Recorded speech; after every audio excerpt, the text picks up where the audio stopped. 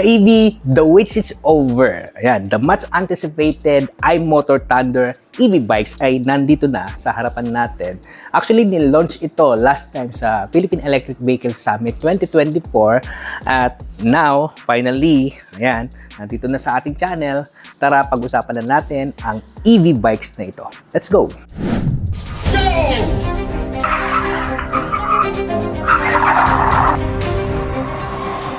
Balak mo bang mag-switching na to an electric vehicle?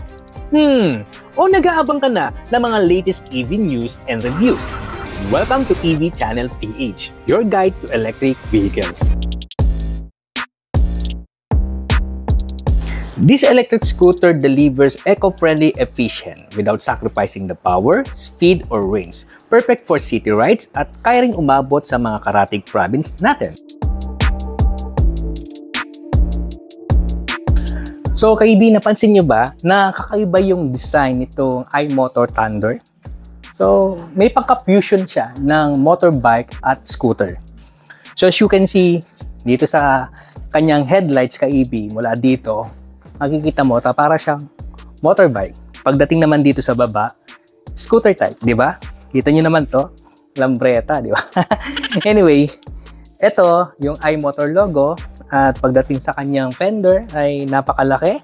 So, hindi ka mapuputikan pagdating dito sa fender niya, no? Iwas talsik na rin. So, ang slick din ng design nito. So, dito naman tayo. Ka-EV, ano makikita natin dito sa ilalim? So, dito ka-EV, ayan, ito yung susian. And of course, dito meron siyang pocket.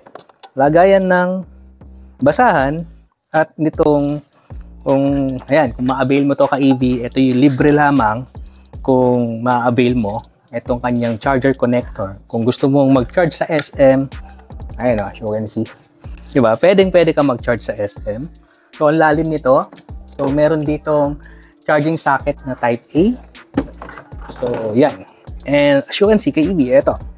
Ang gusto ko rito, yung may pagka-premium yung dating kapag naka-color brown yung kanyang seat, diba? Malambot naman siya ka-EV. Maganda naman siya sa mga pag-drive ko within the city.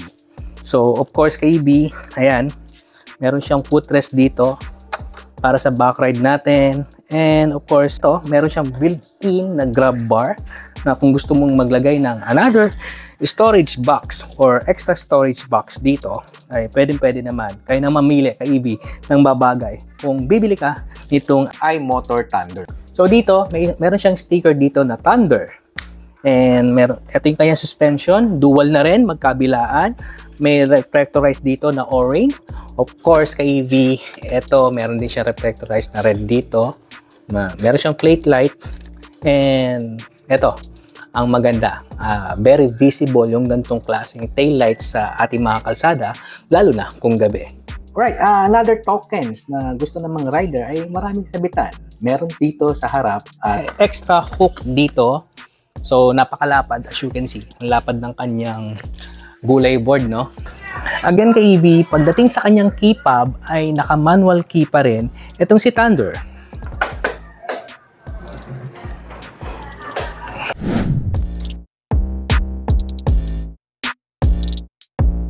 Alright, at sa kanyang tire size dito sa front ka-EV is 100 by 90-12 at pagdating naman dito sa likod is 130 by 70-12.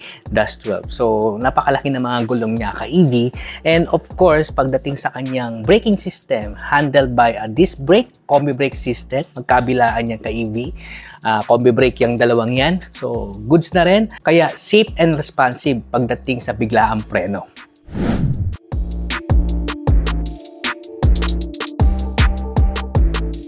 Alright, ano ba yung makikita natin dito sa panel niya pagbukas natin? Okay, sa aking nakikita dito, meron siyang odometer, trip meter, battery percentage, and of course, yung kanyang speedometer. Then, makikita mo rin dito yung power mo, kung anong mode ka, naka-eco ka ba, standard, or naka-power mode. So, etc. Yung iba is normal na lang na nakikita natin sa mga panel. So, at the left side, syempre, unahin natin dito. Meron siya dito, passing light. And high and low beam, hazard, Kita nyo ba yung hazard? Ayan. And yan, signal light. Alright, signal light and reverse mode. Dito siya. And ito yung kanyang busina. So, quality. At maganda ang kanyang sound. Then, dito sa right side, makikita mo yung, ayan, ito yung gear selector niya para sa Eco, Standard, and Power mode.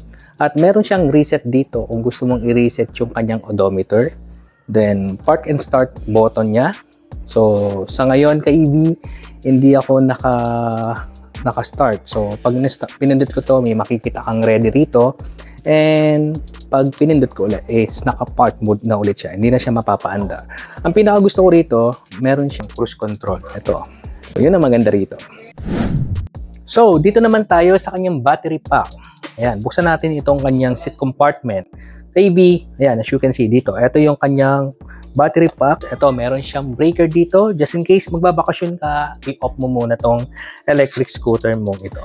Again, KEB, this is a lithium iron phosphate battery, 73.6 volt, 45 Ah yung capacity nito, KEB. Again, mas reliable at safer yung ganitong mga klaseng battery at of course, long-lasting na rin. Again, pagdating naman sa charging time kay EV, 5.5 hours from 0 to 100 sa regular or standard charger. Okay? Pagdating naman sa mga fast charger, kung yun ang gagamitin mo, is 1.25 minutes lamang po ang full charge nito.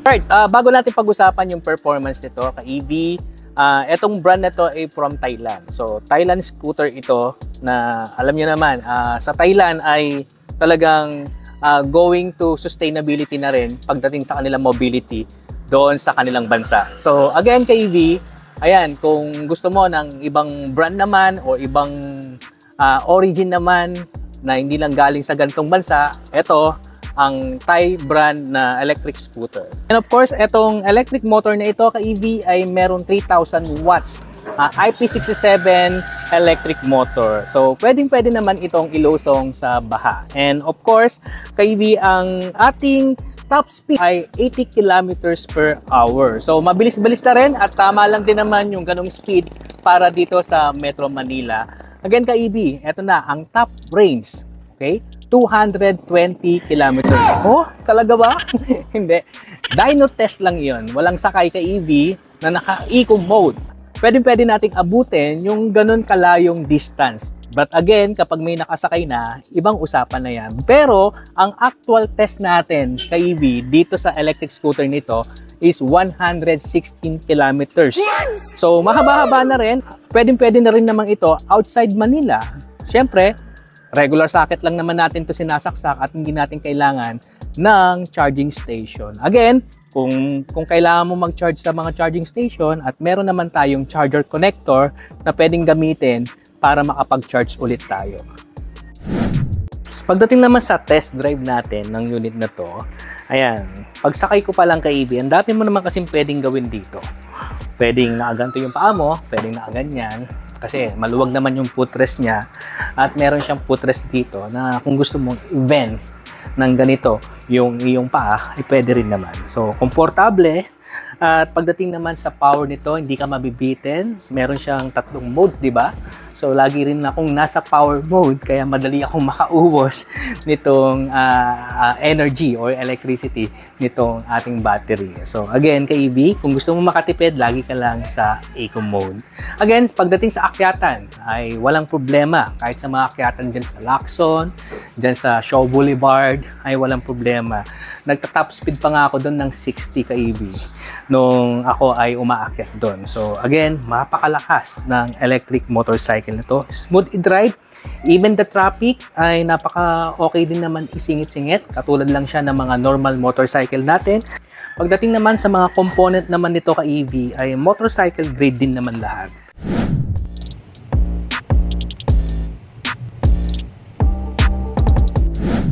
At eto ang deal kay EV. Ang presyo nito is 159,000 pesos lamang. So kung kasama ka sa first 50 pre-orders kay EV, ay may libre kang helmet plus yung pinakita ko sa inyo kanina na charging connector. So make sure to grab this offer kay EV kasi yan, may mga freebies siya na kasama. At kung gusto mo at interesado ka kay EV na ma-avail itong Thunder, ay yan, nasa description ng video natin yung number ni Sir Ryan, at please paki-mention na lang din yung electric vehicle channel kung sakali kayo ay bibili. And of course, ka-EV, ayan, this is the iMotor Thunder. Kung gusto mo ng powerful, efficient, at ready for the road, ayan, pinapakilala ko sa inyo itong electric scooter na ito. EV, if you like this content about electric bikes, katulad nito, ay please do it to subscribe sa Electric Vehicle Channel PH sa YouTube natin. And of course, kung gusto mo naman laging updated patungkol sa mundo ng electric vehicles, follow mo na rin yung ating Facebook page. Nagpo-post tayo doon ng mga news and updates ng electric vehicles. Again, I'm Mart from Electric Vehicle Channel PH. Stay charged, drive electric.